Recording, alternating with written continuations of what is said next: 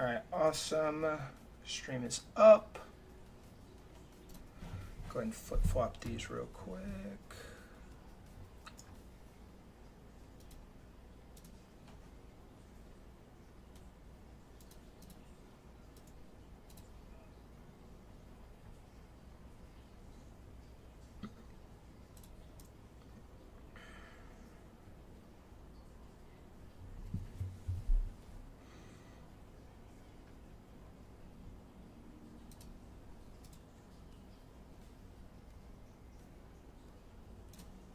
There we go.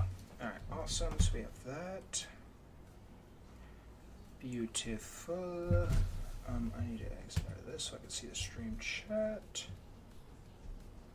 Yo, what is up, guys? What's up? Welcome to YouTube. Good tournament, guys. GG's, everybody. All right, so I need to pull up all these games here real quick, and then I also need to put a ping on Discord. Alright, so let's go to game review here.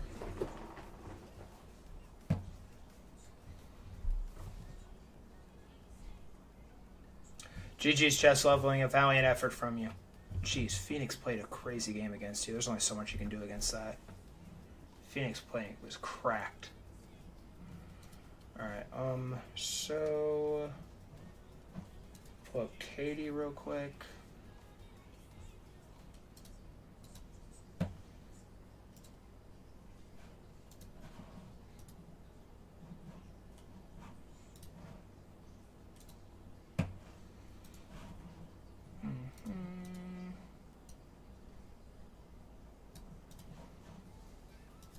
And who is the next one? Aditya and chess leveling.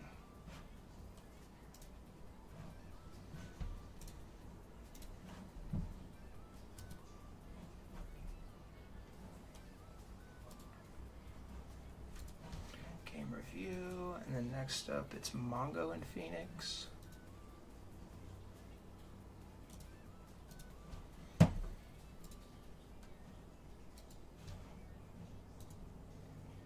And that's Supra and you.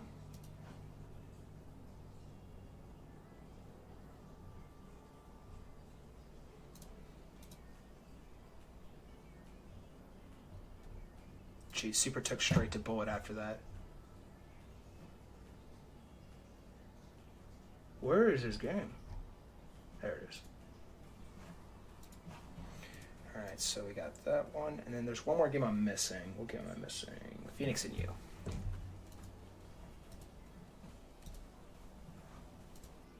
GG's, guys. Good tournament. Good tournament. Alright. Here's Phoenix. Game review. Alright, awesome. Cool. So first it's Katie and Moai. And then it's Aditya and chess leveling. It's this one. Mongo and Phoenix. Super and you. And then it's chess leveling and Katie. You and Phoenix. And then chess leveling and Phoenix. Awesome. Cool. Cool, cool, cool.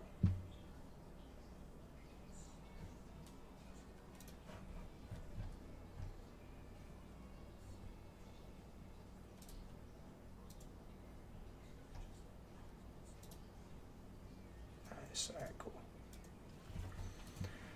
All right, so I'm going to go ahead and ping people on Discord to hop in here. Hang on, I want to open all these messages.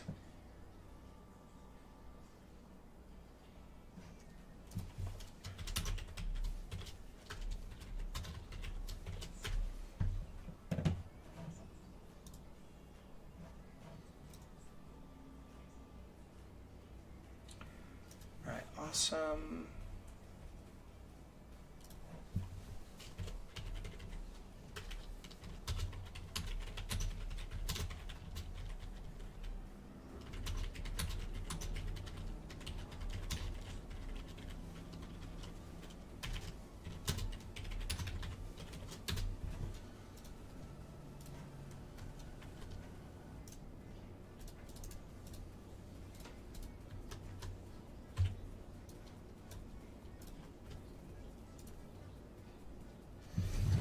Awesome, awesome, awesome sauce. What's up, Captain Bill? What up, homie? Hi, Phoenix. Hi, Mungo. Good job, Phoenix. Good job winning the tournament.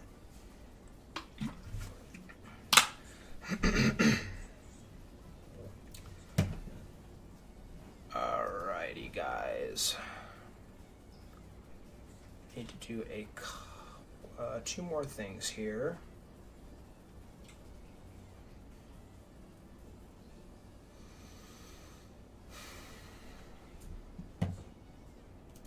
Stand by, stand by.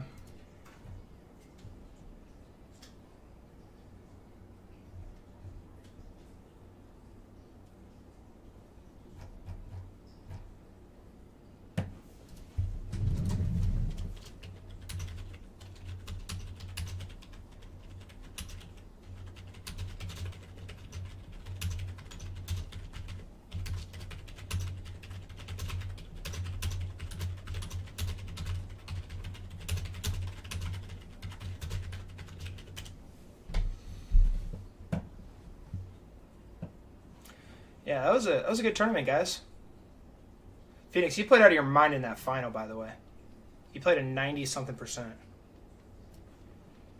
Alright, so copy. Go in here. Come on, come on, come on. Alright, I believe it's... Okay, so delete, delete.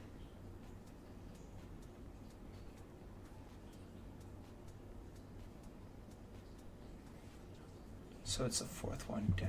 Okay, so choose media. So it's this one. Do not change your mind if I need to process.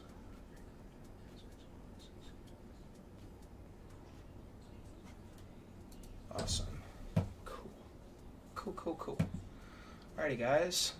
Let's go ahead. Chess.com Discord server keeps pinging me. Good tournament, guys. That was really fun to watch. That was really fun to watch. All right. All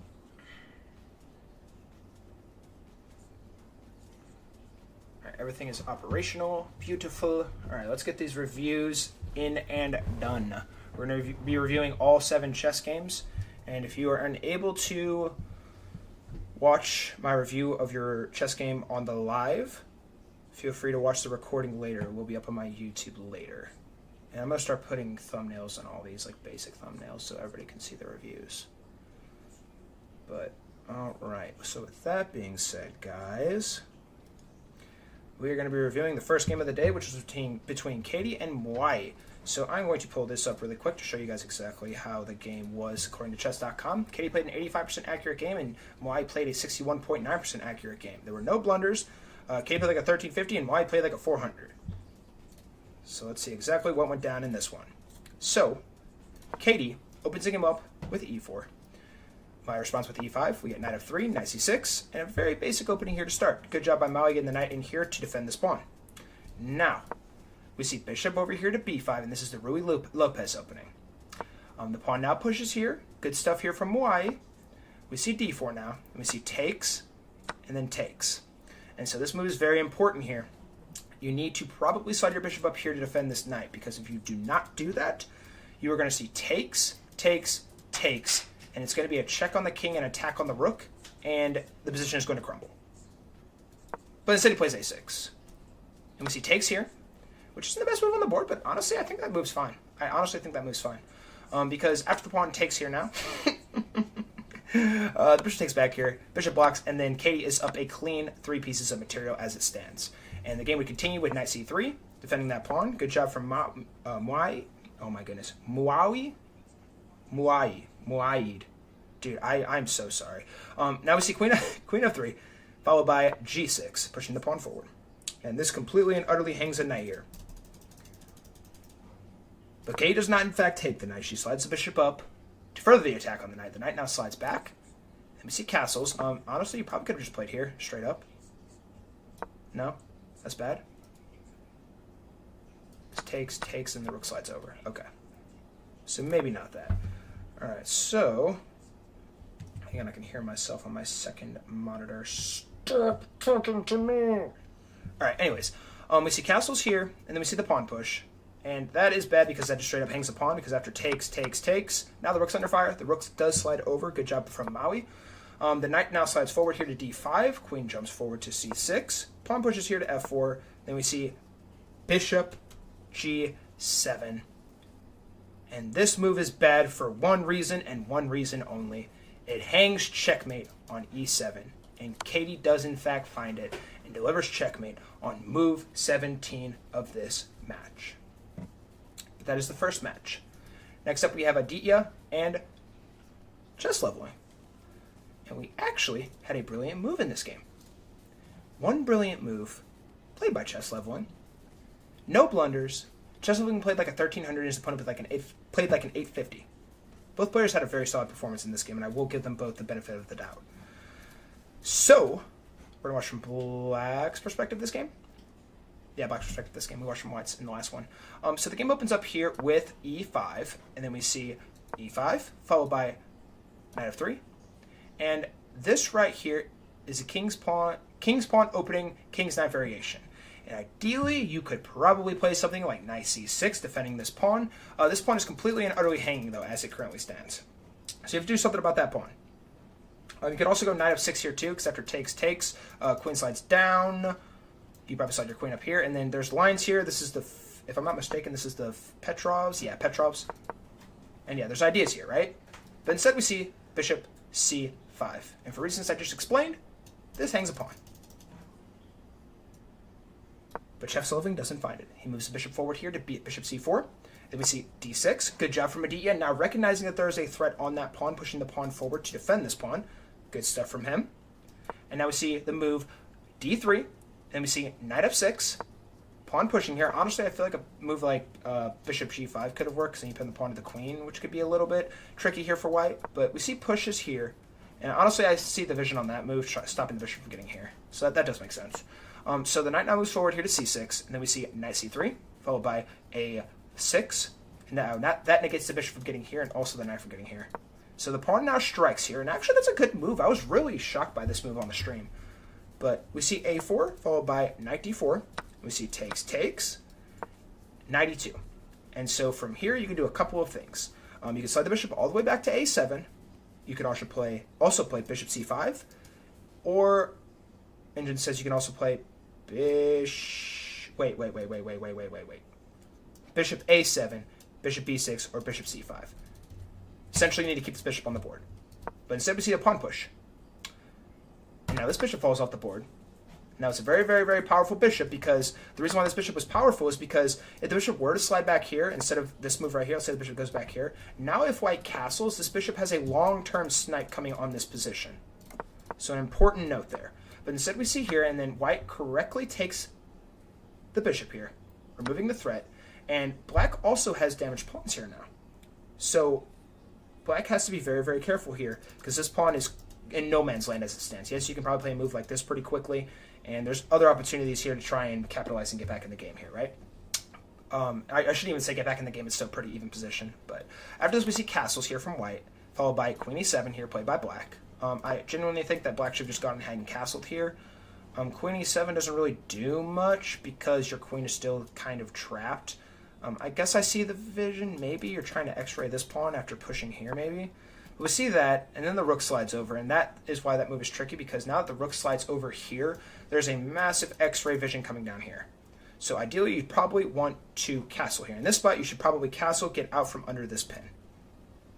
But instead, we see the move that changed and completely altered this game. g5. And this move is very bad for reasons I just mentioned.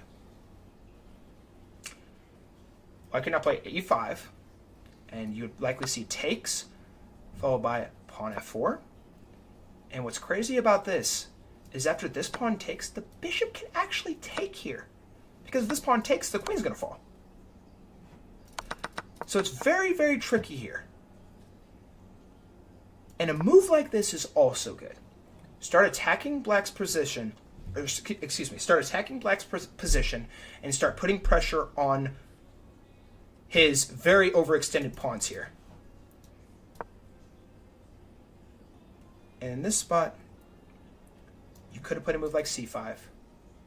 Engine was yelling for g4, but honestly, like, that move just seems a little bit obscure to me. If I saw a g4 on the board, I probably would have accused you of cheating. But a move like this makes sense, and also probably taking here would have made sense. But instead we see takes, and now the pawn pushes here now. And the game is completely and utterly turned on its head. Because of... Ooh... e5 would have been better here. Taking all this. And then the knight would have to move. Actually, you probably would have to move the bishop here. Or castle. But instead we see takes. Still a good move. White is still winning. We see takes back, and now the pawn pushes, and then we see black castling queenside. And so now the pawns are storming, and the reason why this position is so incredibly dead lost for black as well, these pawns are so incredibly freaking powerful. They are so powerful. And in a split second, this pawn could take here, and the king's going to be very exposed. Extremely, extremely exposed. White's king is safe and sound over here in the corner, and perhaps maybe eventually we'd see the bishop sliding in here, the rook coming in here, queen coming in here, and just pressure, pressure, pressure coming down here. And that is why black is so dead lost right now. And also, these pawns, they're going to keep pushing, and there's nothing stopping them. Because now the knight is forced to move, and the pawn can't even take here. So after this, we see knight sliding back to h7. I honestly like this move from Aditya. And now we see the pawn pushing, and the pressure is on. Bishop b6 here played. And this is actually a pretty sneaky move, because if the pawn were to take here, white would just straight up blunder their queen. But chess solving does a good job of spotting that and realizing that it is a threat, with the pawn pushing forward now to d6. So the queen slides over here now, and the bishop takes, and we get takes back with the queen. Now the bishop jumps up to e3, attacking this pawn. And honestly, I think that move isn't the worst. Engine once again is screaming for g4, and I'm just going to run you through this line. G4, it wants you to play because after takes, you now have rook hg8. Attacking all this, and if the pawn pushes here, knight g5, if takes, rook takes, and then essentially you're trying to just put all your pieces on this file and try and coordinate a threat coming down here somehow, some way. That is your only saving grace. But in the process, your pawn's hanging. So, honestly, a move like this... Wait, I need to rewind. A move like this makes sense to me, defending the pawn. So now we see pushes, and the reason... Yeah, and on top of that, too, like, now these pawns are coming into the game, and this position is going to just start getting chopped away. We now see pawn pushes here, and you probably should have played king d7 here, or maybe king b8. And it still wants you to play g4. But instead, Aditya pushes the pawn here. The pawn now takes. Queen's going to take that pawn. Pawn takes back, and the king is so incredibly exposed, and there's literally nothing stopping these pawns from getting down the board. We see a takes here from the rook. Rook check here. And then this was a better move here, delivering the check because the pawn is covered here. The king would have been forced to go down here. And if a move like that... I was thinking here. If you go here, it's going to be mate in 1 because of this. And then... Yeah, and then if the queen were to block here, yeah. If the queen blocks here, you just take, rook blocks, take, and checkmate's going to be forced regardless. But instead of that, we do see queen check here first on f3. King slides down now. And the pawn pushes here. And we see rook d8. And it's tricky here because if the rook takes, pawn's going to take back. King's going to be forced to take, and the rook's going to slide over. And that is, in fact, what we see. Oh, wait, actually, wait. Pause. That was a forced move. So sorry. That was a forced move. And in this position right here, there are so many ways that white can finish this game off in style. You could literally just take the rook here, and you'd be just fine. But instead, white sacrifices the bishop. And the only move you can play here, or I should say the only two moves you can play here, you can slide the king up, but you're going to lose in a couple less moves here because of rook c1, king's going to slide again, and then this pawn is going to take and promote to a queen. And if you take the bishop, pawn's just going to promote to a queen.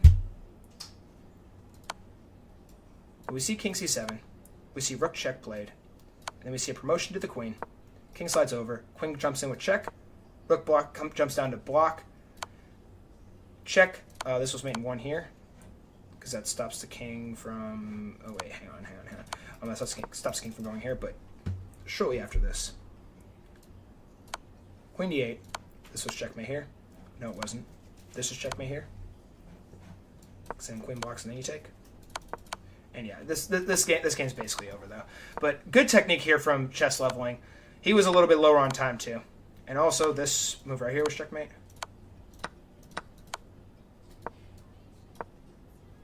And Aditya resigns in this position on move 37. A valiant effort from both players. Very, very fun to watch. GG's to Chess Leveling moving on to the next round in this one. And GG's to Aditya on a well-fought match. Next up, we come to Phoenix and Mongo. And this game was an absolute slurry on an absolute banger on all fronts. Chess.com says this game was played with 70% accuracy from Phoenix and 58.1% accuracy from Mongo. 950 from Phoenix, 400 from Mongo. And you guys are going to see exactly why. This game had so many freaking tactics, it's not even funny. Like, I cannot believe, I literally cannot believe that Phoenix won this game. Let's get right into it. Who do we watch from? Watch from Black's perspective, so we're watching Phoenix's perspective this time. Alright, so the game opens up with e4, and Mongo responds with e5, knight c3, knight f6, f4, d6, knight f3. And this is the Vienna game, Folkbeer Vienna Gambit. If you take this pawn, your opponent's going to play d4. And it's actually kind of tricky because now White has a very strong initiative here. That does not happen. We see bishop sliding up to g4, pinging the knight to the queen. And a quick pawn push here from Phoenix. And Mongo correctly takes the knight here. Queen takes back. And we see the knight moving forward. And this low-key kind of hurts the position a little bit. Because after bishop b5, pinning the knight to the king, this pawn is low-key a liability. It says you can take here, but the top move is bishop e7. And if bishop e7 is played, you see takes, knight d5, and if takes, and then the knight can't move. But a lot of different ways that game can go. But we see here, and the Phoenix pushes the pawn here. You need to play bishop e5 here early on.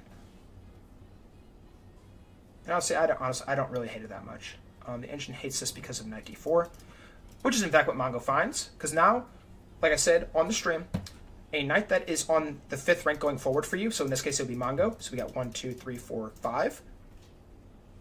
Very, very powerful. And it's also attacking the queen, so the queen has to move, and Phoenix can't get rid of the knight in just like one single move. Like moving the knight back, like he has to move his queen here, and that's a threat. The queen goes all the way back. You probably could have played queen d3, but that's spooky too because now the pawn can't push. So that's a little bit tricky there as well. We now see bishop e7, and engine says that's bad, but I honestly don't mind it. You're trying to castle, makes sense. I guess the engine wants you to probably go. So it says d5, c6. And honestly, I think it wants you to castle queenside. But honestly, I feel like castling kingside isn't that bad. And the reason why it wants you to go queenside probably is because all these pawns are so far down the board. And attacks are going to be coming here eventually too, and there's just stuff you have to worry about. But Phoenix now pushes the pawn forward here. And we see the pawn pushing here for Mongo.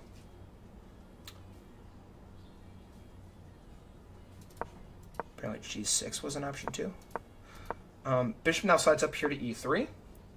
Pawn pushes forward here to h6, pawn g4, pawn sliding forward to d5, and this was a mistake from Phoenix because it literally just hangs a pawn. Literally just hangs a pawn. This is a free pawn. Free pawn, done said match. Mongo is in the lead. Mongo will go on to win this game if he finds this. But Mongo doesn't find it. He takes the pawn on e4 first. And Phoenix now pushes the pawn forward. And this is catastrophic because after takes, and if Phoenix were to take here,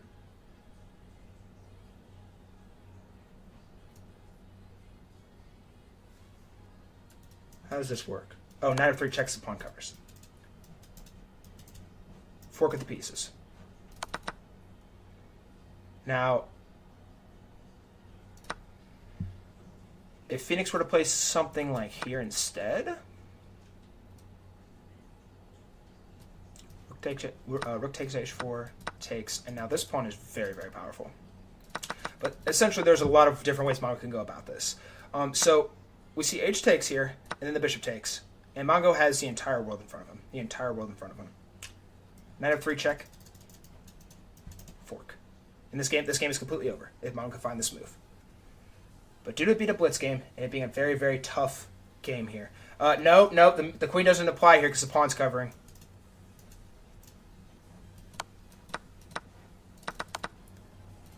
If Mongo can find this move, he's in the driver's seat. But he does not. He slides the knight back, but he still has opportunities to try and finish this game off. And Phoenix takes the pawn here. And Mongo needs to take the bishop with the knight here. Because after takes, if the pawn takes, the rook is going to fall off the board. And, oops. If the knight takes, Mongo's up 3 pieces. And for reasons I just explained, you're going to be down 5 pieces. So Mongo needs to take this piece. But instead we see f6. And this, unfortunately for Mongo, now creates a drawn position here. After this we see bishop e6, well done from Phoenix, getting the bishop out of danger. And we see, queen d7. In this spot, knight f8 was good too. Knight f8 here, trying to rotate. The queen slides down over here, and the reason why that's bad is for this brilliant move that Phoenix found, which is queen h5 check, and you cannot block here because you just take. King slides over, good move from Mongo. And Mongo still has chances to try and equalize. He was winning this entire game. But he slides the queen over. The bishop's going to take the knight. Pawn takes back. Now the bishop slides up. And it is deadlocked in terms of pieces on the board. But Phoenix has a significant advantage here, due to all his pieces being a lot more active and able to get into the game a lot quicker. We see rook e1 here, or excuse me, rook de1. And then the queen slides all the way down here. Mongo also has very low time, pushing the queen all the way forward to a4. And here Phoenix could have just straight up played queen f7 right away. We see pushes here, and that move makes sense to me because this queen was attacking here too. The king now slides up here. Queen f7. Rook af8. Knight c5. Forking the queen and the king. And Mongo runs out of time on move 24. This threat was looming, but after the queen slides up here, pinning the bishop to the king, now the check. Now the fork is readily available. And Phoenix wins a very good game and moves on to the next round. So GG's to Mongo, GG's to Phoenix. Well fought from both of these players. 2 very valiant efforts, but Phoenix proves triumphant in this one. And in this one, we have Supra and you, and we watched from White's perspective in this one. Okay, is you or Supra in here? I'll watch from either one of your guys' perspectives, but whoever's in here, I'll watch from your perspective for being here. You's in here. All right, cool. All right, so this one is between you and Supra. Let's go ahead and pull this up real quick. You played a 73.3% accurate game, and Supra played a 72.3% accurate game. There were no blunders in this game. You played like a 1,050, and Supra played like an 800. And you would go on to win this game. But how exactly does he do it? So to start this game off, we have E4 played. I love that we saw no D4s in this game. Shout out all the E4 players in this tournament. You guys are a lot cooler than D4 players. D4 blows. There's probably one that I'm forgetting about, but actually I don't think there was any. I don't think there was any D4 plays. There may have been one like knight f3, but anyways. E4, C6, Carl Khan played here from Supra. Nicely done. Anytime your opponent does not take this pawn, and they play a move like knight to here, knight c3, you will always take this pawn, the knight will always take back, and usually you'll play something like this. And everything's pretty basic here. Move the knight here, you probably move the bishop down here. If pushes, you probably just play Bishop e6 is fine. Castles, and life is good. Life is good for both players. Now the pawn pushes here. Oops, if the pawn pushes here, you always bring the bishop out. And if the pawn ever takes, you always take back with this pawn. But this is what was played in the game. And after this, we see pawn takes here from Supra correctly played. And now we see knight takes back. And then knight moves forward here. And you actually use a little bit of time here. You, as you're watching on this stream, every single time, if you ever play this opening again against the Carl Khan, always take this knight. It will save you a little bit of time here. I'm pretty sure you used about 20 seconds on that move, which low-key kind of detrimented your time just a little bit. Yes, I know you still went on to win this game, but just note that, okay? But instead of this move, I believe... Oh, no, we did see this move. Okay, yeah. You played this move. Okay, so GG's, you played that move. But just note that for next time. Usually you just always take there. The e-pawn takes back here, correct from Supra, freeing this bishop out to get out here. Then we see knight move pushing forward here, and the bishop comes out. Instead of that move, Supra, you probably could have just played bishop d6 to allow your king to castle here. But you play here, and honestly, that's fine. The bishop now moves forward to d6. You see castles. Excellent stuff. Everything is looking good so far in this position. We now see h3 played here, and black vouches to take the knight here. According to the engine, h5 would have been a little bit better. And if you do see g4, you just slide back. And you're honestly just trying to stop the bishop, I guess, from getting here on this diagonal, attacking all the way down here. So that can be a little bit tricky, but you take the knight, and honestly, I don't mind it. I still think taking the knight is better. And you, in this spot, it is very, very important that you take with the queen here. It is very, very important. Because if you take with the pawn here, your structure is completely damaged.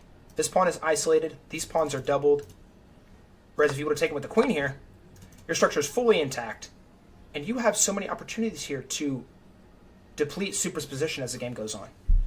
So important note there for you. But we do see G takes on F3. And then Supra pushes the pawn here. Nicely done. That's the best move on the board. So good job there from Supra. Freeing the queen to get in here. Yes, the bishop is still sniping, I know. But there's ideas there. There's ideas. So we now see queen d3, followed by queen f6. And black has a slight initiative here in terms of space, but it is not too clear as to why. Now we see rook d1, queen slides over with check. It wants you to... And by the way, Supra, the engine was telling you to play this move for like 10 moves in a row. I'll show you why in a second. We see queen g6 check. And this is horrendous because after this move is played and the king slides over here, the bishop comes in here now. And after bishop comes in here, let's say you did play something like here. Rook e8 check. Bishop e7 block. Queen h5. But yeah, okay, alright. So that does get a little complicated there. We slid the rook over here first. And the engine didn't like it, but honestly, I do see, like, you're trying to stop the king from escaping out here. So that does make sense to me. We now see bishop e3, which is an inaccuracy. Or, excuse me, a mistake, actually. Because the engine is literally screaming at Supra to get this knight in the game. And then once you get this knight in the game, because after the knight goes here, let's say you play f4 after this, which is top engine move, rook e4. Attacking all these pieces. And it's very, very tricky. But we see the queen sliding down over here. And the king slides up to e2. And once again, the engine wants you to play knight d7. Because you need to get your knight in the game, you need to connect your rooks. Get your rooks in the game. Well, not there, but here. No, you can't even go there either. Here. You can't go there either. Or here. You get the point. So we see queen takes on h3. And this loses the game on the spot. Because of rook h1. And the reason why this move is so incredibly bad for black's position is because if the queen goes to g2, which was played in the game, bishop f7 check, sacking the bishop. If the king takes, queen now comes in here. And if the king goes over here and tries to run, check, And there's only one move you can play, which is sacking the queen.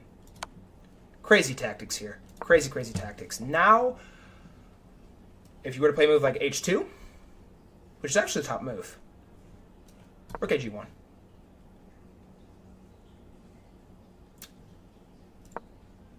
But instead we do see queen g2. And now the queen takes the pawn, or takes the pawn here on f5. And kitty is now crashing out. And you'll kitty crash out.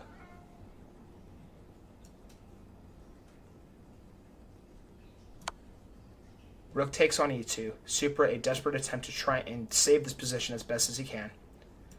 The king takes here. Queen slides all the way up. Good move there from Supra. He used a lot of time on that move. I believe he used well over half of his remaining time on that move. But that was the best move on the board to stop the checkmate from coming, which would have been inevitable.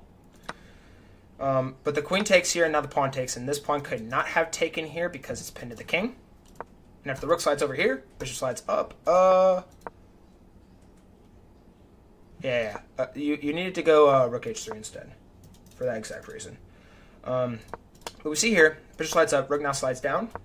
Now the knight comes forward, and this rook comes down. And the only thing that can serve this position is bishop g5 check. And Supra does in fact find it. Good job. In an effort to force a move here, you probably play the pawn push here. Or slide the king. Sliding the king's fine there too. And the point of that is because you're trying to get the bishop over here. But both players are very low on time and they are scrambling. And Supra plays king f8.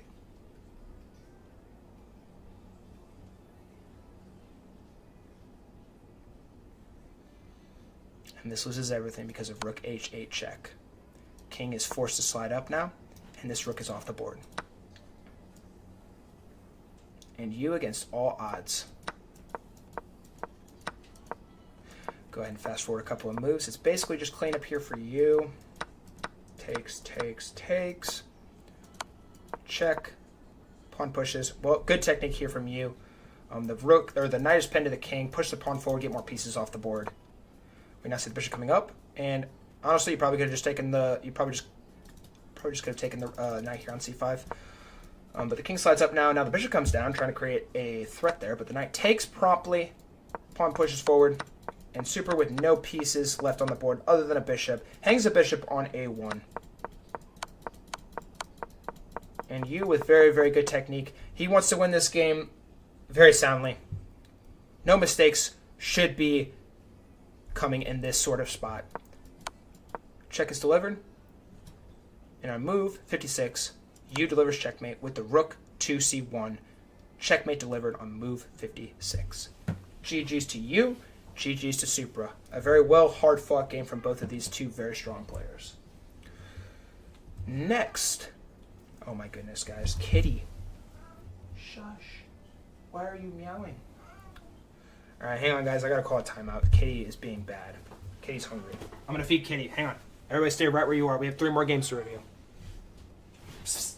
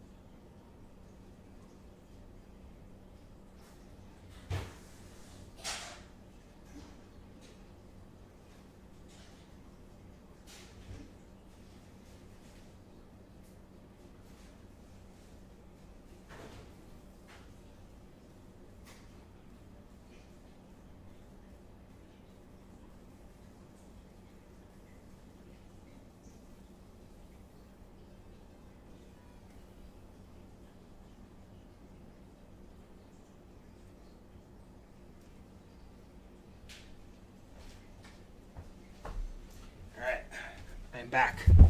Sorry for Kitty delay. Time for our 5th game review of this tournament. This is between Katie and Chess Leveling. So, I'm going to go ahead and show you guys exactly what went down in this game. And Chess Loving played like a 1600 and Katie played like a 1400. Very good stuff here from these two. So, let's get right into the game. So, the game opens up with e4. Best move on the board. Good job from Chess Leveling. We see e5, knight f3, knight c6, bishop c4, and this is an Italian game. I always play the Italian, and I usually translate it into a pianissimo. If you ever see here, I usually always play here. You can play this here too, which is actually what was played in the game. If a move like this, you usually just push this pawn, and everything is just pretty structured, pretty simple, right? So we do see the knight coming here, and Chess Leveling does move the knight up to c3, defending that pawn correctly. Bishop c5 now played, and the pawn pushes. Here, I probably would have been happy with d3, getting the bishop into the game. But I understand that move too, trying to stop the knight from getting here, and then eventually when this pawn pushes forward, stopping the bishop from getting there too. So that makes sense. We now see pawn pushing forward to d6. And in this spot right here, we are perfectly symmetrical. Perfectly symmetrical. But something's going to have to break, right? We now see bishop e4, pinning the knight to the king. And Chess Leveling very calmly castles the king now, which is the best move on the board. And it looks spooky here because after the bishop does take here, which was what was played in the game, the b pawn's going to take back. And you do have doubled pawns, but this file does open up, and there are still opportunities here for the bishop to get out and the queen to slide up too, and then the rooks to get connected. And there's just more stuff that Katie's going to have to worry about down the line here. So Katie won't shush. We now see castles here from Katie. Bishop g5 from Chess Leveling. Excellent move in this spot, too. Chess Leveling wasting no time. Katie, as she rightfully should, using a little bit of time, too, which I honestly respect. Also, this is a Gucci piano game now, 4 knights. We see h6 here, and the engine wants you to go back to h4, which is played by Chess Leveling. And then we see bishop sliding all the way up to e6. Bishop takes, pawn takes. Actually, like, the engine didn't like this move, but I think this move is just fine. Takes, and then pawn pushes. And it looks like this pawn is hanging, and I actually thought it was for some reason, but if the knight ever moves, the queen's going to be hanging. So good job from Katie not playing what Full of Strife said in this stream. Stream sniping is bad in my tournament, so please don't stream snipe. But anyways, not that anyone did, but just as a note. Anyways, the queen slides over now to e8, getting out from under this pin. And then Chess Leveling pushes the pawn forward here. And the best move here is to take, which is what was played. We see takes back with the pawn. And there was a couple ways you could have gone about this too. You could have just straight up taken the knight here, and after the rook takes, knight takes, pawn takes, and you just go to the end game, and everything looks pretty straightforward as it stands. Yes, there's 3 pawns on this board. Yes, or on this side of the board, and yes, there are 4 pawns going to be down here eventually. And then even if the rook does slide down here eventually, you always have like opportunities to defend. You probably wouldn't go that way. You probably go there, and then maybe probably here, and then yeah, you get the point. But we see takes with the pawn, and he takes back with the pawn. Now the rook slides over to d8, and this move loses on the spot. But it's a very tough sequence here to calculate, because you could have played queen e1 2. I think I wanted to play you to play queen e1 2 to have ideas to get down here, I guess, and also maybe come over here to defend that pawn. But Katie vouched for queen e2. We now see knight d4, bring the knight in.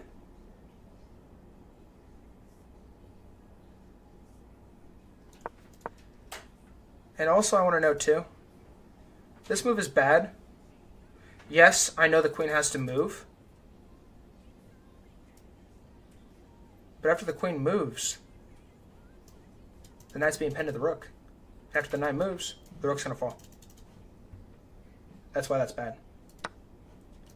But we do see this. We do see the knight coming in. Best move on the board from Chess Leveling, by the way. Good spot there.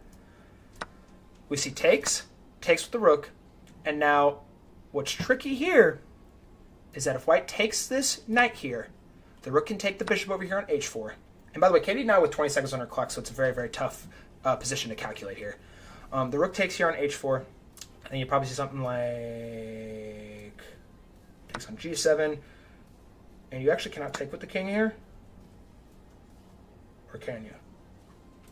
Queen e5 check. King can't go here because then you have this. But yeah, there's ideas there, right? But anyways, we see queen sliding up now here to e3, and Katie has a chance to equalize. Because now she can capture the bishop first. But instead, with low time on her clock, she slides the queen forward, and this loses the game because it hangs a rook. After knight h5, queen g4, Katie would run out of time and lose this match to chess leveling. Two very solid players. GG's to both of y'all. I thought y'all played great. Time trouble is always an issue in Blitz, and that, in fact, is what proved to be Katie's downfall. She had opportunities, but early on in the game, chess leveling kept the pressure up, and it was very, very nicely done. Time is, in fact, the ultimate killer, Mongo. I second this. But now let's come to our second to last game in this review. I'm going to show you all real quick what Phoenix and you played. Phoenix played like an 80.3. You played like a 71.3. There was one blunder in this game from Phoenix. None from you. And you played like a 900 and Phoenix played like a 1350. So let's get right into what exactly happened in this game. I feel like I keep watching from Y's perspective. I want to watch from Phoenix's perspective this game. So, game opens up once again with e4, and Phoenix, a stellar Caro-Kann player, plays a Caro-Kann. And like I said in the previous one, anytime they don't take, you always take this pawn, and we see takes back, knight goes here. And you push the pawn here. I think this was actually, this was the game where you spent a little bit of time in this spot. I was thinking of this game. And you push the pawn here, you need to just take the knight here. That's a snap take. Because after here, reasons I just mentioned, you probably do the bishop here, the bishop comes out here, you just castle, and everything just looks just fine. Everything looks completely normal. But, with this move, so knight takes on e4, yes, you have a very, very solid center here. But after a move like e5, if the pawn takes, you're going to lose your right to castle. There's a better move here. Oh my gosh. Here. Wow. And then you get the rook. Jeez. Okay, so there's tactics here. But instead we see the bishop sliding forward here for Phoenix, attacking the knight here. Because it looks like he doesn't really want to have two white pawns in the center, which honestly makes perfect sense to me. Bishop now slides forward here to d3. Pawn pushes forward to e6. Knight takes. Queen takes. Well done from Phoenix. Because if you don't take with the... If you take with the pawn here, Bishop's going to take you on 3 pawns. So that's a good job from Phoenix. Pretty basic stuff there. Queen now takes on f5, and we see queen e2. Bishop developing here for Phoenix. Well done. Then a pawn push. And this gets a little bit tricky here. You can go queen d5. Queen a5 check. Queen b5. You also slide the queen down, though. I think that move's still fine. Knight h3 now played by white. Good move there from you. Nicely done. h5. And this move is very, very, very interesting to me. Me personally, I probably would have just played like knight d7 probably, but with h5, like, it strikes the position, yes, but it comes with its woes. Like, if white were to take here, this would be bad, yes, obviously. Because after queen takes, this pawn's now pinned to the queen. Oops, although the king is still covering. This knight is forced to move now, so you probably have to go something like knight f2. And there's just ideas here. And also... Yes, it's knight d7 after this. But there's multiple ways this position can play out. You vouched for a knight here, which is actually the best move, so kudos to him for finding it. Yeah, you probably don't want to take this pawn here, so good job by him finding that. Knight f4, we see bishop takes now, bishop takes back, and then we see the move h takes on g4. We see a quick exchange back. And now it looks very, very spooky, because bishop is sniping all the way in here. White is never going to castle on this side now. Instead, he's probably going to castle this way, and the rook's going to come into the game, and there's just so many things that are going to prove to be threats as this game goes on. So we see the knight developing here. Good job from Phoenix. You doing a great job of getting his king to safety. Excellent stuff. And also, now this pawn is eventually going to be able to push here. But Phoenix hangs a rook in one move.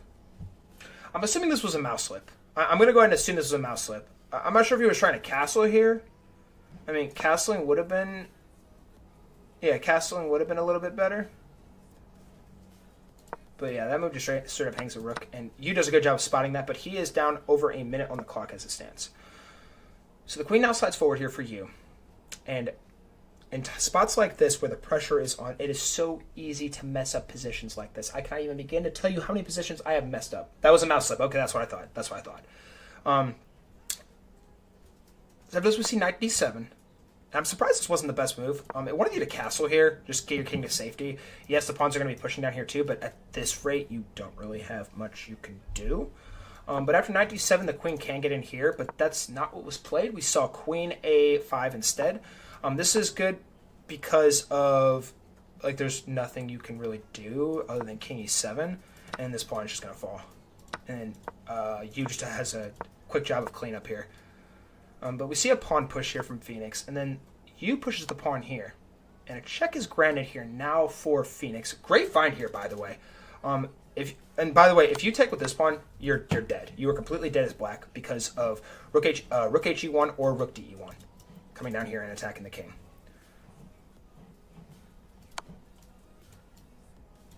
Like, your only move is to go here with the queen. If you go here, it's mate 1. But Phoenix doing a great job of finding the check here. And also, if you take here, because you can just sack the rook on d5. Oh my gosh. And the same thing. That's crazy. I don't believe for a second Phoenix found that. I don't think he found that for a single second. But anyways, good move here from Phoenix. King now slides over. Best move on the board there for Yu. Yu is up to 2 pieces of material still, but he only has 30 seconds on his clock, so he has to move very fast. The pawn now takes here for Phoenix, and then we see the rook sliding over here. And I see what he's trying to do here as well. Pinning the pawn to the king. Because now this pawn's going to be hanging at the queen. Oops. If the queen takes, queen's going to take back, and this pawn can't take back for reasons I just explained. We now see castles here from Phoenix. Good job getting the king to safety. Pawn now pushes here for Yu, and this hangs a pawn. And then the rook slides over here. And Yu now has 26 seconds on his clock. Queen's going to take this pawn here on h4. Queen slides back to c3. We see a pawn push. And the rook sliding over here was a crucial mistake. You need to play queen c7.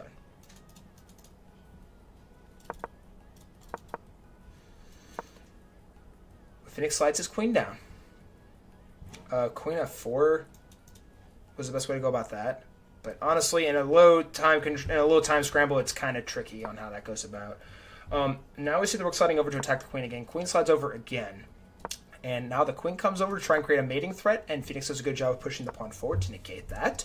The queen now slides back 1 square to the h2 section of the board. And then Phoenix slides the king up. And the engine's going for queen d6 here. But we see queen c7. And Yu with now 9 seconds on his clock. He is literally in such a scramble here. We see king e7 here. Good job defending that knight.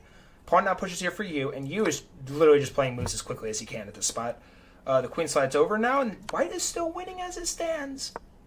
But the queen comes down to block. And after the queens are traded off the board, black has 3 passers. Nothing. No pawns between these pawns and promotion. The only thing stopping them is the rooks and maybe the king. That is why black is winning right now. And also 3 pawns for a knight. The rook slides over here. King slides up. Every single move has to be played here now. In less than like a split second for you. We see knight going here to f2. Rook comes over with check. But Phoenix slides the king down. Because after the king slides down, this rook's now under attack, and this rook is still under attack. A very valiant and desperate attempt there. You probably could have just taken the rook there with the pawn. But at this point, you're trying to just have your opponent run out of time. The rook slides down. Now the pawns are going to start pushing, trying desperately to get down the board. But black there's nothing black can do. Or excuse me, there's nothing white can do. King slides up. Pawn's going to keep pushing. Queen check. And a nice job here from Phoenix. Good technique here. You're going to collect that rook there. I don't know why. For some reason I was thinking of here. Or wait, no, I was thinking of here. Because if here... Rook g2. King here. Queen c5. Here.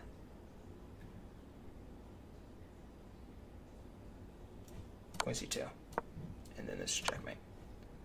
But you're not really going to find that here. But Phoenix does a good job of just cleaning up the board here. I honestly like it. Check. And good job for Phoenix. You had a faster mate here, by the way, bro. I'm going to need you to work on your checkmates here, bro. Kidding. Nice win. And Phoenix wins this game. On move 57, delivering checkmate with the rook on a1. Congratulations to Phoenix advancing to the championship round. And GG's to you on a very well, hard-fought game. This game was brutal, man. Brutal. Like, I feel like I know exactly what was going through Yu's head as well. Like, he was like, oh my gosh, I'm winning. But when you are winning, you tend to want to play a little bit slower, and that, in turn, eats a little bit more of your time. So there's a strategy, there's a method to the madness. But I thought you played a very, very good game. But unfortunately, time proved to be his downfall, as he had to play a little bit faster, creating some tough mistakes, and that was the conclusion of that one. So now for our final game. And I am not going to lie, this was a Phoenix masterclass. This was an absolute and utter Phoenix masterclass. Phoenix played a 92.2% accurate game to Chess Leveling's 83.2. I don't know what Chess Leveling could have done better. I thought he played a very good game. He had no misses and no blunders. Like, Chess Leveling, you should not even be upset about this. And on top of that, you played like a 1350. A 1350. Phoenix played like a 1550. Crazy.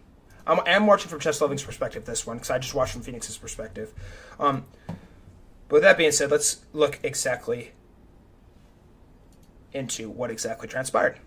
So this game opens up with the beautiful e5. I'm so grateful my tournament only had e5. E4. Why did I say e5? E4. D4 is officially banned from Full Stripe Chess Tournament. We see c6, bishop c4, d5, and this is the Caro-Kann defense hillbilly attack. We see bishop slides back, takes, and now the queen comes in. And now Chess Leveling has to be very, very careful, because there is a big attack coming down here. And you actually just slide the knight over. In this spot, you need to play bishop pawn e6. You could have probably played g6 too. But instead he goes for the bold maneuvering. Bring the knight over. And the reason why this is bad is because this pawn pushes, and now the bishop's going to take here. The bishop is just going to straight up take here. And Chess Leveling takes this pawn. And after the bishop takes here, there's nowhere to defend on this pawn. There's nothing you can do. Yes, there are still chances for white to get, or excuse me, for black to get back in this game. But white is in the driver's seat, and there's not much you can do here. If you take this here, it's going to be over in a mere matter of seconds. Oh, actually, bishop takes on f7 is better. After the king goes here.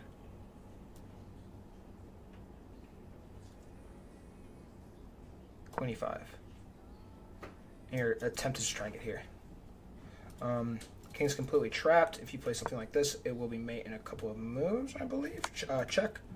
King has to go here. And then it's just like discovered, and you just win all the pieces. But Chess Leveling actually does a good job, and he pushes the pawn forward here. That is the only move you can play to save the position and keep it at bay. Yes, you're still losing, but that is the only move that low-key salvages everything. Phoenix with a nice move now here, sliding the queen back to f3 in an attempt to keep the pressure on. Once again, you cannot take this bishop here for reasons I just explained. The exact same sequence would happen. We now see bishop e6. And the engine says you can play here, but like I honestly don't ever see why you'd want to play that, because your position just turns to absolute hell in here in a short matter of moments. But we see the bishop going here. A good exchange here from Phoenix. Get some pieces off the board. Quick exchange. Rook comes over, and the queen slides over to take the pawn. And in this spot, Ideally, you probably don't want to take the queen here because you are down 2 pieces of material and you probably want to keep as much material on the board as you possibly can. So we do see a queen trade here, and also a better move would have probably been to play queen a5 check. Wait, no, queen b6. That's why, and you're also attacking here. Yeah, so we see a queen exchange. And we see the knight moving forward to d7. Knight f3, knight c5, castles for white. Good job by Phoenix getting his king to safety. See, knight takes on d3, and it looks like he hung a pawn there. But honestly, this knight has nothing else to do, except if this pawn pushes, there's no more threats. And the knight's going to be forced to retreat. And also you have double pawns.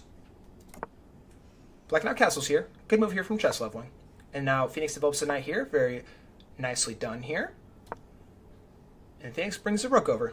And in this spot, you don't want to trade the rooks.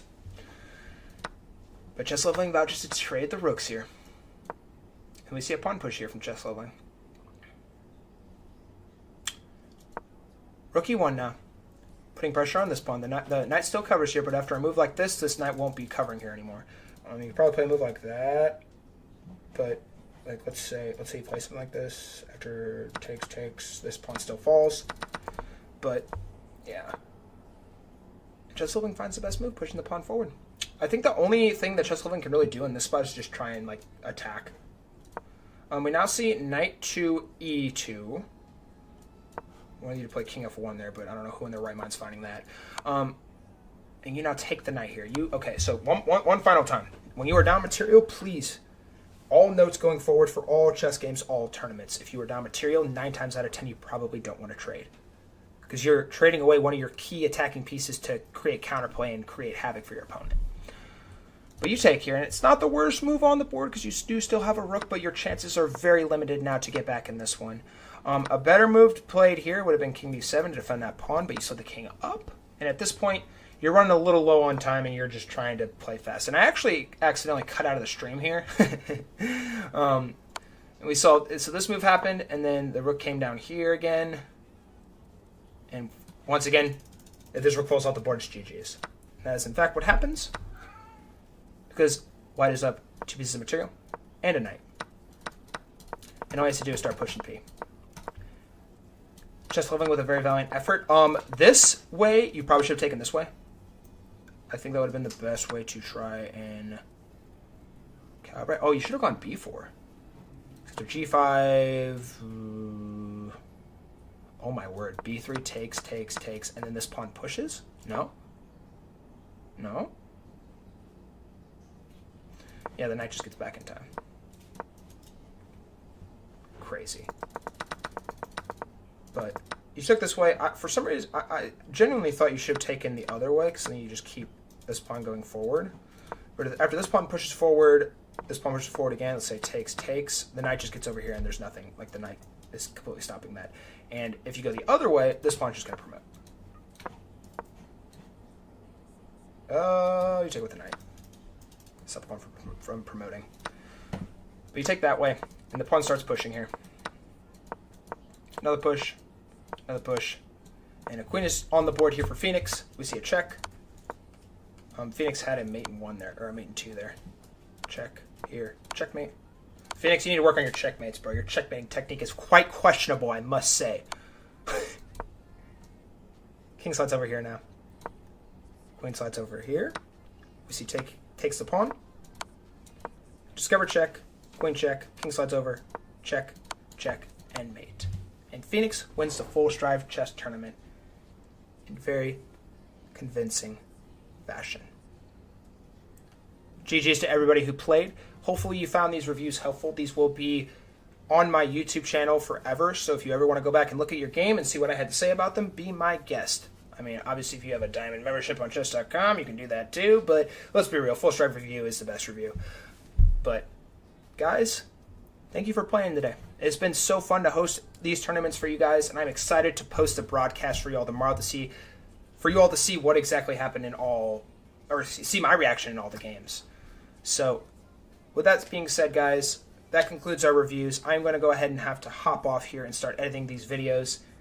And GG's, guys, give y'all a pat on the back. Very fun tournament, very hard fought.